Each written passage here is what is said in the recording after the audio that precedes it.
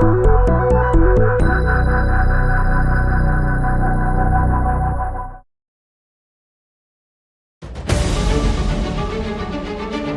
following program contains material that viewers may find unsuitable for younger children. A parental control system is advised.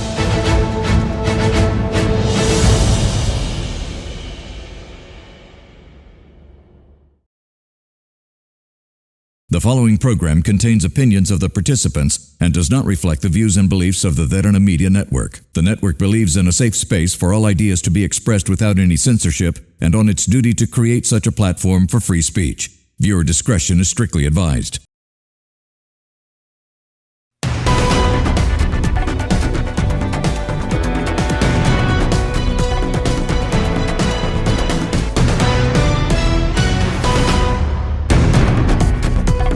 Hello, welcome to TPS, the Public Square on Other Derana News Channel, the platform where you, the general public, gets questions, your answers to the questions we have and also solutions for the concerns you have. Now, during the stretch of our program, we've discussed about various aspects, especially starting from the war in the Middle East as to how the daily life should be, dealt with, and we took opinions from both sides of the conversation. And today, we're going to dive into another important aspect that we couldn't touch for the past few weeks, but we're going to focus today, which is tourism, a major revenue inflow method for us Sri Lankans. Now, joining me in today's discussion is the Deputy Minister of Tourism, Professor Derana. Thank you so much for joining me. Thank you. And also Parliamentarian Harshan Rajakaruna from the Samvijana Balawege. Thank you so much for joining me. Thank you. Gentlemen, so we have three segments and we'll get on with the conversation. I would say that's the best. I'd like to start with you, Professor.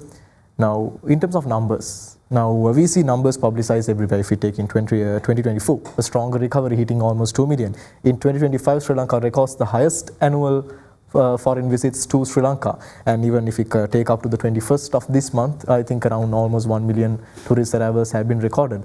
Now the numbers seem pretty decent, and there was a bit of a fluctuation with the Middle East conflict, but again we see a recovery. Numbers are fine, but the question is, what's the government's strategy to make sure that the spending per tourist, that we take the maximum use of the tourists who arrives to the country? What is the the work process and the strategy behind that aspect? Yeah, to start with, actually, when we took over, that was in 2 years back, the calculations were done assuming that per tourist expenditure is $178. So this survey has been done in 2014, and from that onwards, using 3,000 around sample. And they were using for the calculations, but we started a major survey in 2024, and this took more than 10,000 samples, and the result was actually $148 per tourist expenditure. So now we are applying that one from 25 June onwards for the calculation, so we can see a clear reduction of the per tourist expenditure and also the duration of stay. So this is where the problem is, and now there is clear requirement that we need to actually enhance this value. That is number one. Number two, we did a secondary study to trace the leakages. Again, due to the way that tourism business is structured in the global setup, there are certain expenditures like ROI, the investors who are investing here, foreigners, they will take their part of profit. And also there are other expenditures like nowadays most of these bookings coming through online travel agents, OTAs. So some of those expenditures are unavoidable going out. But there are certain other ways like we use a lot of imports in the industry to serve. So there are some leakages we can take the control. For example, developing some good value chains, quality products, we can reduce some of those outflows. So there are two focuses during these studies as well as in our strategy. Number one is to enhance the quality and upmarket, attracting upmarket tourists. So that number one, we need to enhance the tourism product offer. That is entire, tourism product is kind of a complex thing. When a tourist get down at the airport, what he experiences is a part of the tourism product. So our airport expansion is going on, it's scheduled now, the Terminal 2. And also connectivity, we are improving, of course we have challenges with the national carrier, but there should be a direct flight for most of those destinations, which is a challenge right now. So those improvements, and basically, public infrastructure, public transport, railway network, and all such, we need to enhance this into a higher level if you're talking about higher value tourists. So which this government is working on, and we have started all such projects. And number two, as I said, controlling on those leakages. For that, our legal framework, there are certain, illegal stuff happening. Some businesses run by some foreigners, which are famous things. So all this, enforcement has to happen. And also, as I said, making efficient those value chains, local value chains, making them strength, quality, so that they can give some quality products to the industry, and we can retain some of those dollars which is going out as import expenditure. So these are the two key areas that we are focusing to enhance this per tourist expenditure, or to retain actually the tourism income within the economy.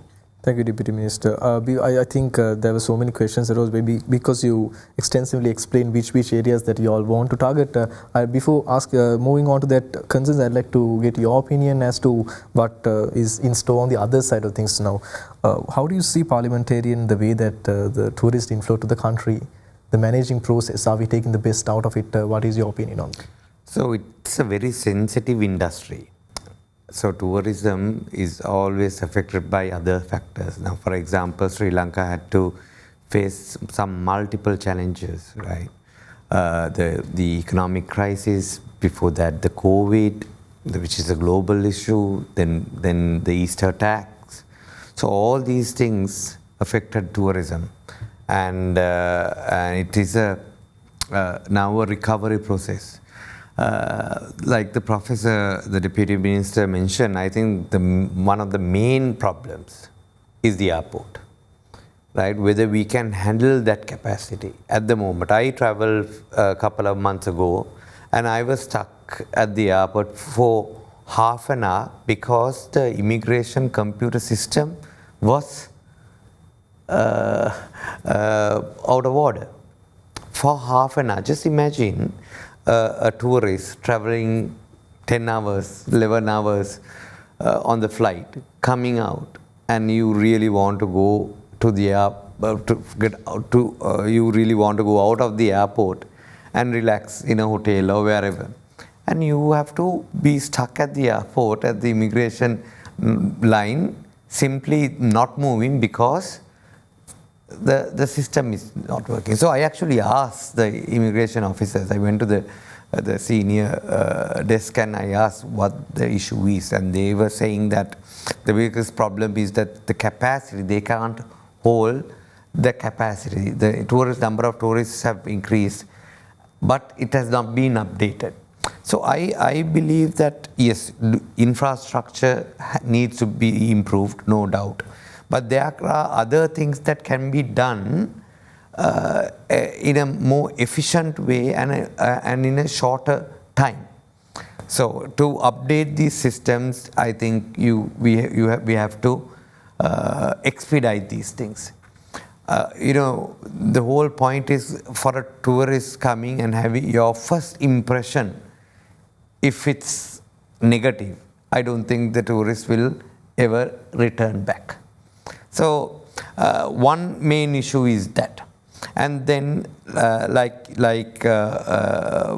in any other popular destinations, we have to have a networking transport system, where you can easily on your own travel, or you have to have a very, very fair pricing.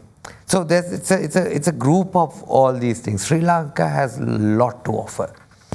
I mean, for example, Maldives, right? If you compare to Maldives, tourism, the inbound tourism in Maldives is huge.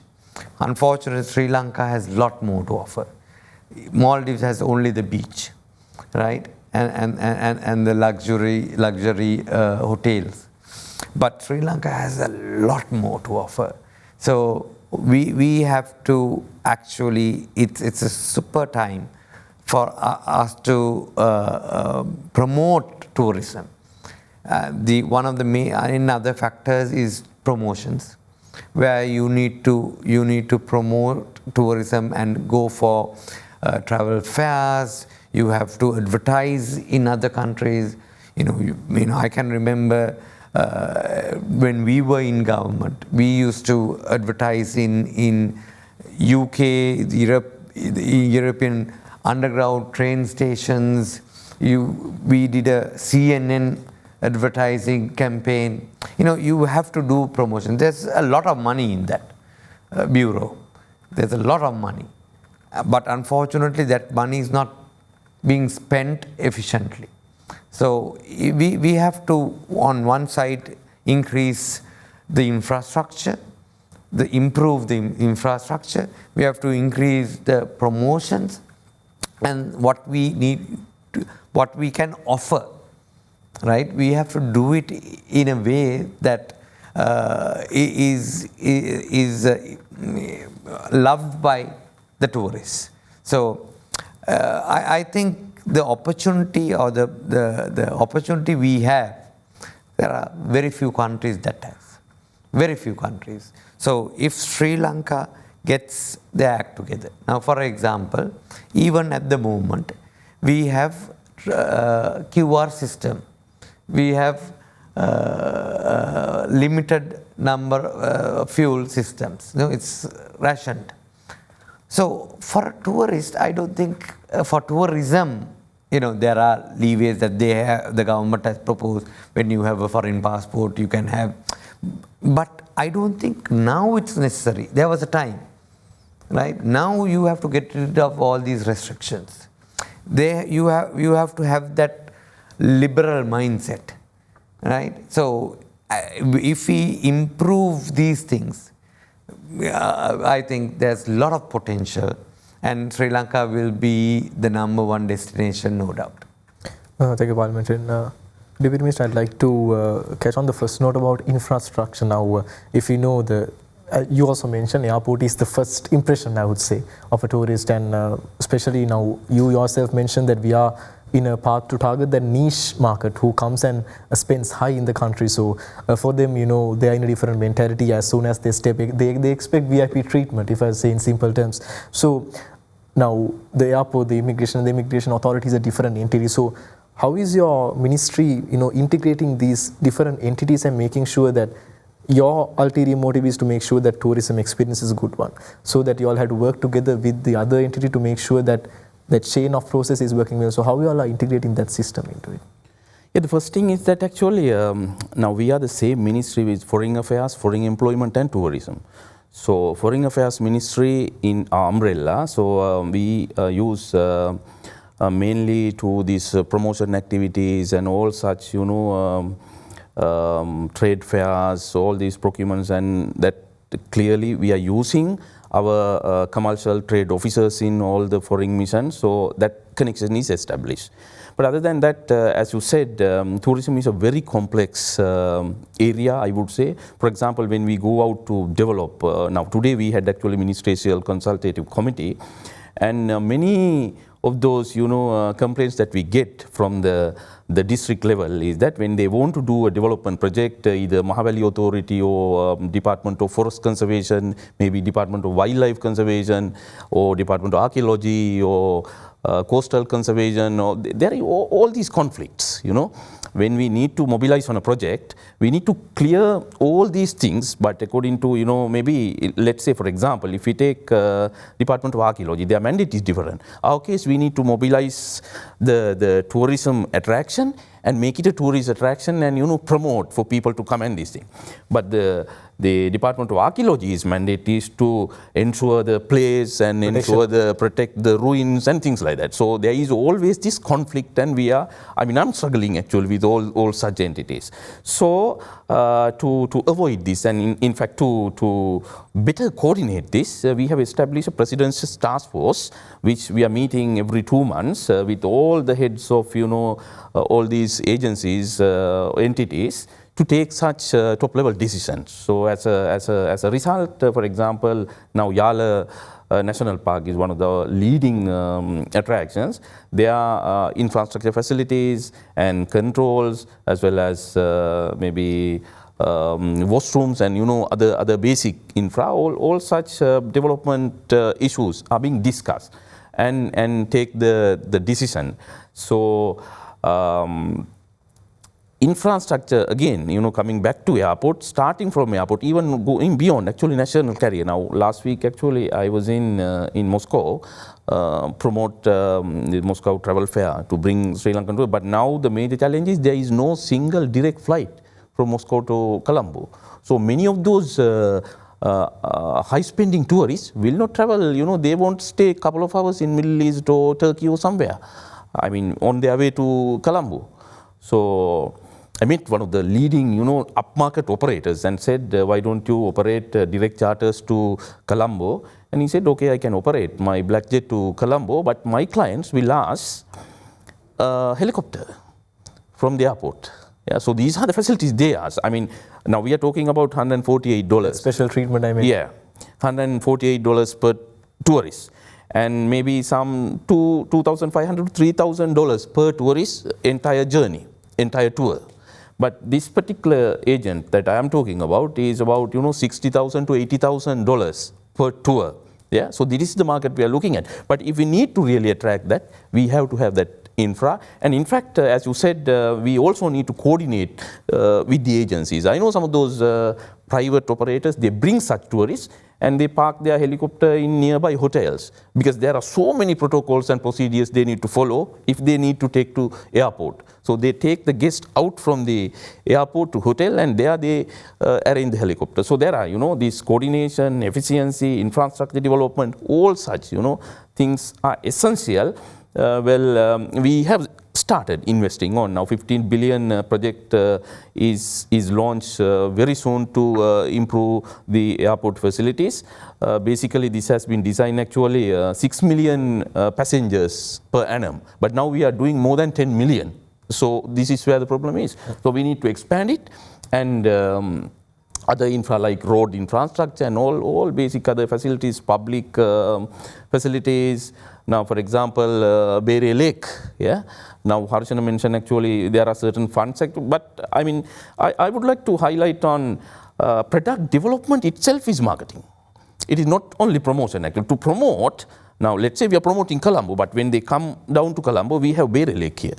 We need to have a beautiful, water body and, water fountains, beautiful walk paths and entertainment activities within the lake, and all these things. So it is not only that we are promoting, actually, product development itself is promoting, and we need to invest on all such areas. We are starting from airport to all basic infra and public sanitary, cleanliness and all such things, for which, as I said, we have established this presidential task force, and in fact we also are in a process of revising the existing Tourism Act, in which we are talking about a high-level body, apex body, which is responsible for this entire tourism decision making, and to coordinate it, hopefully, yeah, we can make it within this year. And with all these structural changes within the industry, as well as investment on infrastructure, I'm sure we can bring the tourism quality into a different level.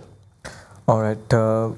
Parliament, I do need to come to you, but unfortunately we are running out of time in this segment, so we'll go for a short commercial break, and I need to touch on more key important areas on how this pathway towards that touching the niche market and also the leakages like both our gentlemen mentioned. So we'll head to a short commercial break. You're watching TPS, the Public Square. We'll be right back.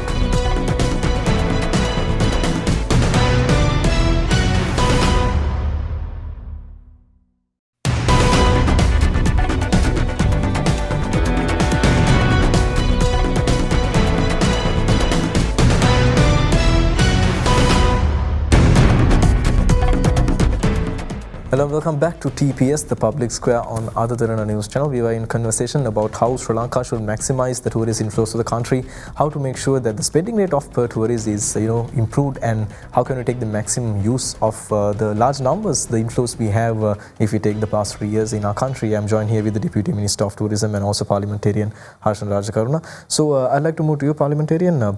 Now, the Deputy Minister mentioned about how these high-spending tourists find it difficult to come because the lifestyle they expect is quite different. As he mentioned, after coming to the airport, they might require a helicopter to their next destination. So, do you think Sri Lanka has that investment and financial capacity to cater that kind of a market? So, it is essential that we have that infrastructure, no doubt. Now, for a high-spending person, if you say from Katunayake Airport to go to Trinco, to travel for another 6 hours by road, I don't think anybody in that capacity would do it. So you need to have some domestic aviation. So domestic aviation, whether the local investors are involved or international investors are involved, it doesn't matter. So we have to open it and give, if our plan is to bring that sector, we have to make sure that those facilities are also provided. Do you think that sector they are trying to tap is an actual ideal sector we can tap? No, I think that we have not only that we do have to, it's part of it. You can't say that it is this sector only that we are targeting. I think it's a mix of all, but definitely the benefit is far more when the high spending tourists are here. So it is very important that we provide that infrastructure, and for example the highways. Now I'm happy that the Kandy highway we managed to start it. Unfortunately, with the economic crisis, it's stalled. Having the Kandy highway is essential for tourism also. Like it will shorten the time span not only to Kandy but to Dambulla, that area also. Right. So I believe we have to have the road networks in one way, and also the domestic aviation. Now I know for a fact now for countries like Thailand, right? Thailand has a lot of beautiful islands also, right? So when you go to Bangkok, the domestic airlines, it's a matter of walking across from the main airport to the domestic section and taking it, and you have flights, 3-4 flights a day. So the connection is very, very important. And not only that, if you are that sort of a high-end tourist where you need to hire a helicopter, it's a very simple thing. So we have to encourage our local investors, give incentives for them, and also we have to get the international investors also. And also we don't forget that whether we like it or not, we have another airport, that is the Mattala International Airport. I have issues with whether that was the priority at that time. I personally believe that we should have had the Katunayake Airport Terminal 2 before doing the Mattala International Airport. But now, whether we like it or not, we have a international airport there. And Hambantota, that Yala, that area, and also the lot of tourism areas in the coastal belt is there. So whether we can get tourism flights into that Mattala airport, I think that's a big opportunity that we should look into. Thank you, Parliamentarian. I think this is a perfect note to move to you, Deputy Minister, now. In terms of we do have the Mattala airport, and the utilization of that is actually a question: are we taking the maximum use of it? And I mean, I'm pretty sure, just like you all have delved all into the data, you all have touched that area as well. So you also mentioned what areas we are facing problems. So this, in terms of, I'd like to get your answer first on the airport usage, because now there is a capacity controlling issue at the Bandaranaike International Airport as well. So which means it's a two-side thing. We should be happy that we are getting a lot of tourists into the country, but then again, that negative experience might cost us in retention of tourists. So that issue, and also now in the terms of tapping that high expanding niche market, we need a lot of investment, so that might require international interference as well. So again, the leakage issue comes. So I'd like to get answers to both those areas. Yeah, the first one is the Mattala airport. Now we opened actually a couple of months back proposals from international investors, whoever the interested parties, to come forward with. We have received, I think, number of proposals. Recently I saw it was extended, and it will be as Harshan said, now we have an international airport at Mattala, and now it is the responsibility to manage it effectively and generate the funds. So in response to that, actually what we have been doing is we have lifted especially charter flights, charter tourist flights. We have lifted this embarkation levy free there at Mattala airport, so that we can attract some of those visitors. And I mean, during the winter season, we receive a considerable number of visitors at Mattala airport, which benefits both the airport as well as the hotels around. So traditionally we have normally, the tourism traffic arrives in Katunayaka, stay one day in that area, Nigambu somewhere, then come to Colombo a couple of days, go to down south 3 days, and go to Sigiriya Kandy and go back. So this is the traditional tourism route in Sri Lanka. But with this Mattala thing, so this is being changed. So East Coast, Hambantota, South Coast, Arugambe, deeper south, all these areas active when they arrive at Mattala. So that benefit is also there. So therefore it is being, on these conditions, it is being used actually. And for further improvements, and there are certain issues like, this wildlife area, now there is one buffer zone identified, and those things will be considered, and further even the capacity, parking base and things will be the considerations for this new opening of the investors. So that will be open for, there are different parties interested in, and hopefully that will be expanded and developed in the years to come, for which we have called for EOI right now, and it will be evaluated and picked a suitable developer for that airport. So that is the Mattala thing.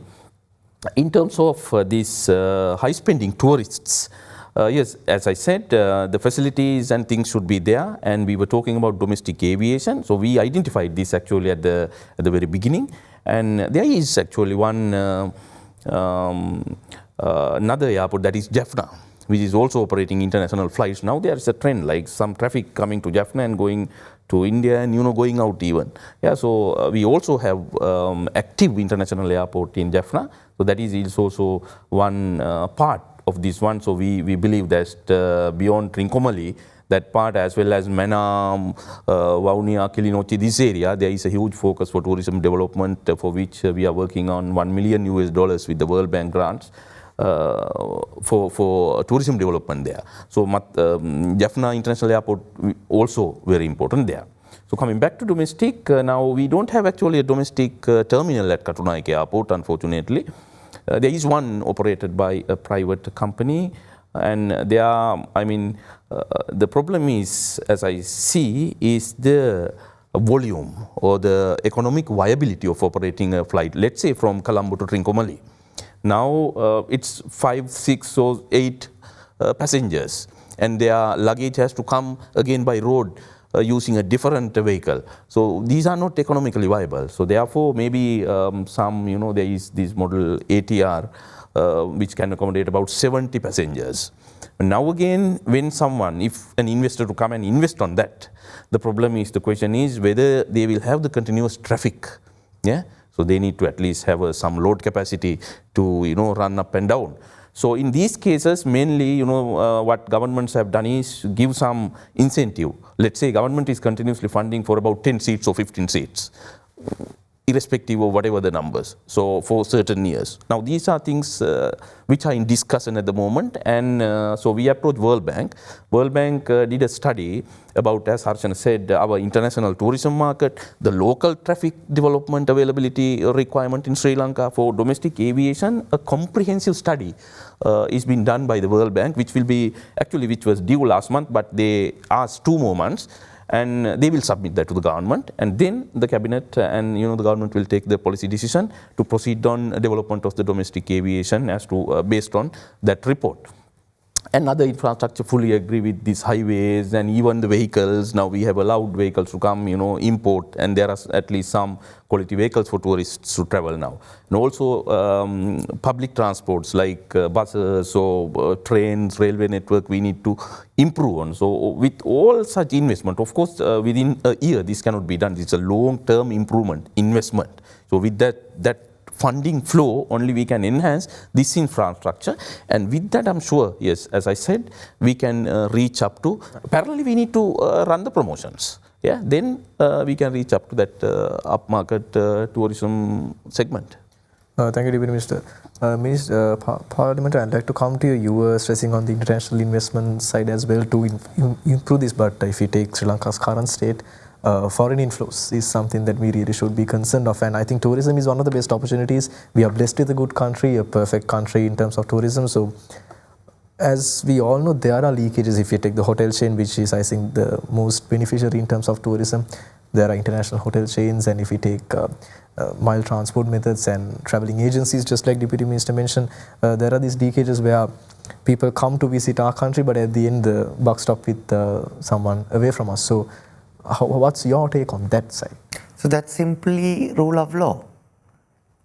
So there can't be one law to the locals and another law to the business people who are foreigners.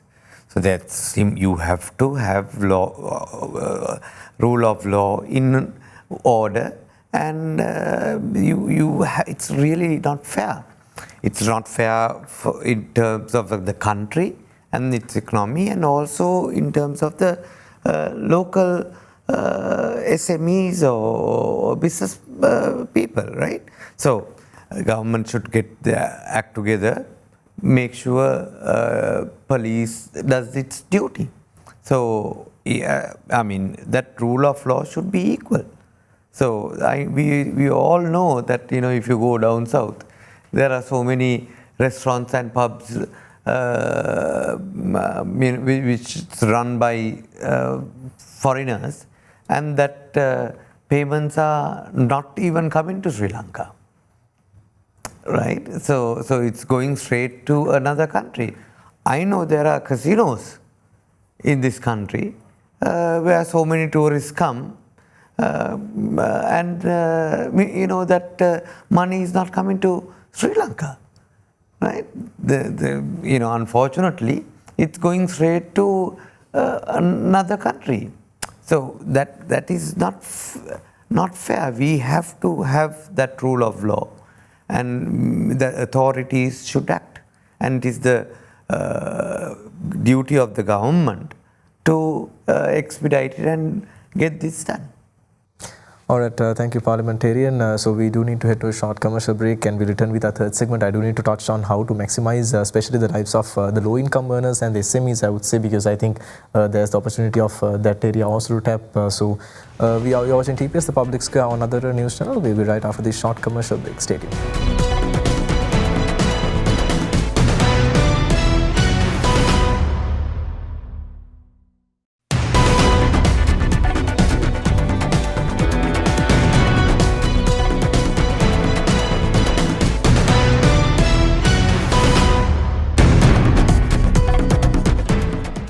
Welcome back to TPS, the Public Square, on Derana News Channel. We were in discussion about how Sri Lanka's tourism is impacting the economy aspects and how to take the maximum use of the tourists who is coming into the country. Deputy Minister of Tourism, I'd like to move to you and touch into a bit of a untapped area now. If we take there are a lot of low-income earners in Sri Lanka and who are depending on the subsidies given from the government. Now, in the long term, this might be a bad thing because they might be at the end depending on the government to take care of them for a longer period of time. But I think tourism is a good area to create opportunities and create a way for them to earn, so that they become self-dependent. Because if you take all these coastal line and even in the hill country and going down to the north, going up to the north and coming down to down south, these people have so many opportunities to thrive on their own. So in your ministry, can you elaborate a bit? Is there any plans on such aspects to improve SMEs and make sure that those people in the country are also benefited from these tourist inflows? Absolutely. Like tourism is one of those industries that can really bring about the economic transformation in remote rural areas. One classic example is Alla, where I am from actually. I went to Badulla in 2009 to start my job there. But somewhere, let's say 2000 if we take, Alla was just a remote agricultural village. But today if you go, we have billionaires there from Alla, local people. So this is what we can do with Nobody tourism. knew about Alla in 2000. Yeah, you see? So this is what we can do with tourism. So classic economic transformation. I think that's one of the best examples to bring to the table. So the I same think even Hiriketia. Yeah, Hiriketia emerging place right now. And Arugambe, yeah, Pasikuda, all these places are one good example. So the same thing we need to bring into other areas. Like we have so many such initiatives and activities embark on. Very recently, a couple of weeks back, we launched a project called Southern Mist Tourism Corridor, which links Gala, Matara and Ratnapura, all these districts, actually the suburbs of Sinharaja rainforest, and these remote areas for tourism development. And that will be a basic infrastructure will be developed with public investments, and then the promotions will be done, and there will be some DMOs, so companies formulated, and the tourism will be a key focus to uplift the economic conditions in that area. And then if we take, even today we had a discussion actually at the Ministerial Consultative Committee about Ratnapura district alone. If we take, there are 3 regions focusing tourism development in that area, and they are planning to invest about 4 billion with the coming couple of years. And again, to enhance the local investments as well as the rural communities' economic opportunities. And recently I went to Kalpitiya. There are a number of, about 12 islands, which are leased actually, most of them somewhere in 2012, but nothing has happened. Yeah. So now we, even I had a discussion with the minister, we will summon all those, investors to Colombo and ask what we are going to do. If not, we will cancel all these agreements because nothing has happened for more than a decade. So we will recall some, investors to come and, whatever the facilities needed, we observed water was a concern there, fresh water. So all that area is a classic field for kite surfing. One of the top places. I talked to some of those foreigners, actually some Polish people were kite surfing there, and they said for training of kite surfing, this is one of the best places in the world. So there is the opportunity, we will mobilize into that area, focusing on that. And then if we take Anuradhapura, of course, that was one of the legendary tourism cities we used to have, but now, gradually it has faded away. But we have embarked on a new project with the World Bank on cultural and religious heritage tourism to bring the glory back to Anuradhapura. And I talked about, Kilinochchi, Mena and Jaffna. There is a project we are working on. So all in all these, remote rural areas, as I started, tourism is one of the golden keys that we can open the doors of economic prosperity for local people, for which our government is investing and working on. Thank you so much, Deputy Minister, Parliamentarian. We are moving to our final minutes, so I'd like to get the idea on the same aspect. How can we utilize to touch those areas which people are still in those low-income areas, but we can't keep them depending on the authorities, all this. So I think tourism is a good aspect. So I think it's very important that you identify places that attracts tourism. So Allah is one place in the early 2000s, nobody knew Allah. Now, Allah is one of the most, Hiriketiya, absolutely 10 years, 15 years ago, nobody was talking about Hiriketiya. So, I believe there are a lot more other places like that. I mean, come to my mind, I think Riverston is one. Yeah. I think it will be another Allah or even better. Right? There are places like that. We have to look at these places and improve infrastructure, give incentives for the locals, right? I can remember during our government between 2015 and 19 when the Finance Minister Mangal Samaravira was there, we gave interest-free loans for households to develop a room or two in your own house for tourists, because that's also another part of an experience where they come. They don't stay in 5-star hotels, they don't stay in boutique hotels, they want to experience the normal livelihood. So the way of people in the villages live, right? So you have to have those special programs. You have to make it attractive. So you have one thing, you have to identify these areas, you have to develop infrastructure, then you have to give incentives and financial incentives so that you develop those areas and have promotions. It's a matter of time. So there are a lot of other places, especially in Sabaragamuwa, right, Kegol, Ratnapura areas. I mean, the things that we can offer, Buddhist trails, right? We have touched the market in Korea. Korea is like the third richest country in Asia. How many number of tourists are coming from Korea? I think this can be a lot, especially with making it a Buddhist trail as well.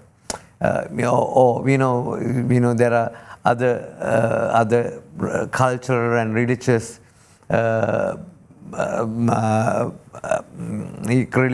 activities that we can promote. So there's a lot of opportunities. I mean, tourism is the future for Sri Lanka, no doubt. Just we got to get our act together. All right, unfortunately we are running out of time. I do wish that we could have carried on this conversation, but we did tap into some really important areas. So I'd like to thank the Deputy Minister of Tourism, Professor Ruwan Ranasinghe. Thank you so much for taking your time and joining me on today's show.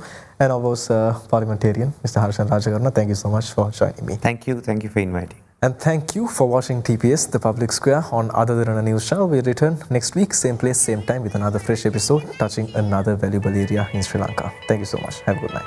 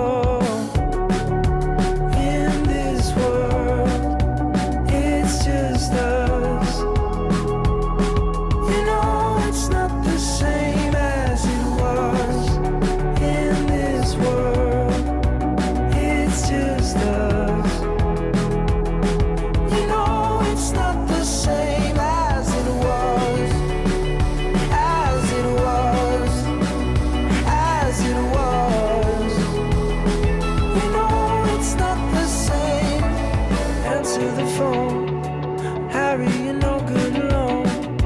Why are you sitting